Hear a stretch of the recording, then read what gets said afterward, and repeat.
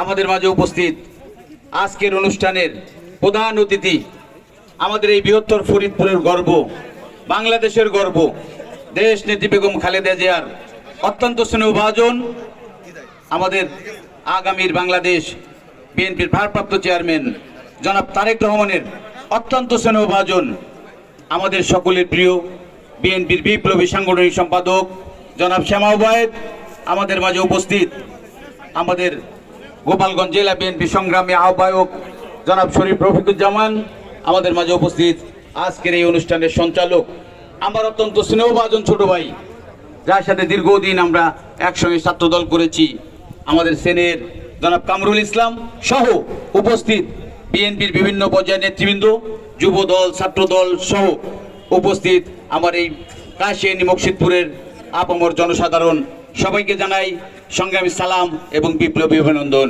প্রিয় বন্ধুরা, আমার শহীদ রাষ্ট্রপতি জিয়াউর রহমান 1936 সালের 19শে জানুয়ারি বগুড়ার বাগবাড়িতে জন্মগ্রহণ করেছিলেন।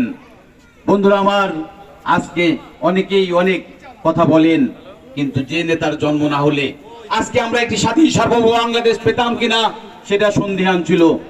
আপনারা এখানে যারা মুরব্বী আছেন, স্বাধীনতা পশ্চিম পাকিস্তানের লোকজন যখন অতর্কিতভাবে আমাদের এই পূর্ব বাংলার মানুষের উপরে হামলা করেছিল, ঠিক সেই মুহূর্তে যাদেরকে স্বাধীনতার ঘোষণা দেওয়ার কথা ছিল, স্বাধীনতার ডাক দেওয়ার কথা ছিল, তারা সকলে পালিয়ে গিয়েছিলেন। স্বাধীনতার ঘোষণা কে দিয়েছিলেন? শহীদ রাষ্ট্রপতি জিয়াউর রহমান। বন্ধুরা আমার, আজকে এই 2025 সালে এসে আবারও অনেকে সংস্কারের কথা বলে। বাংলাদেশের রাজনীতির সংস্কারের জনক আমি মনে করি শহীদ রাষ্ট্রপতি জিয়াউর রহমান। শহীদ রাষ্ট্রপতি জিয়াউর রহমান স্বাধীনতার ঘোষণার মধ্য দিয়ে আমরা এ জাতি পেয়েছিলাম একটি স্বাধীন সার্বভৌম বাংলাদেশ।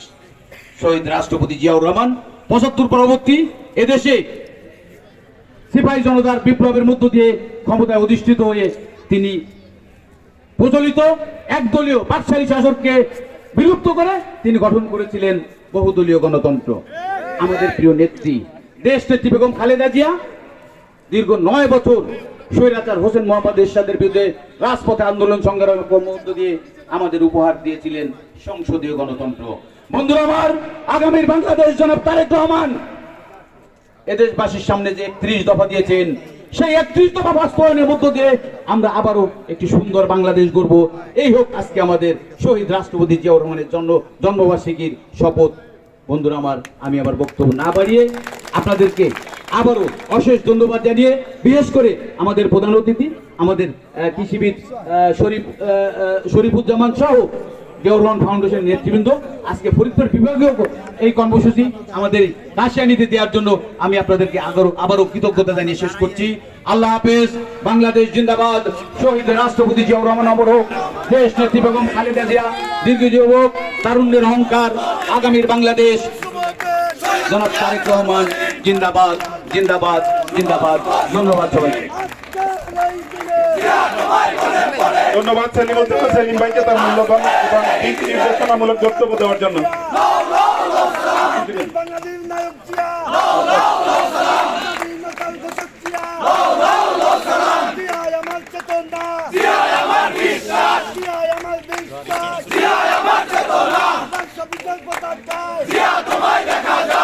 ধন্যবাদ।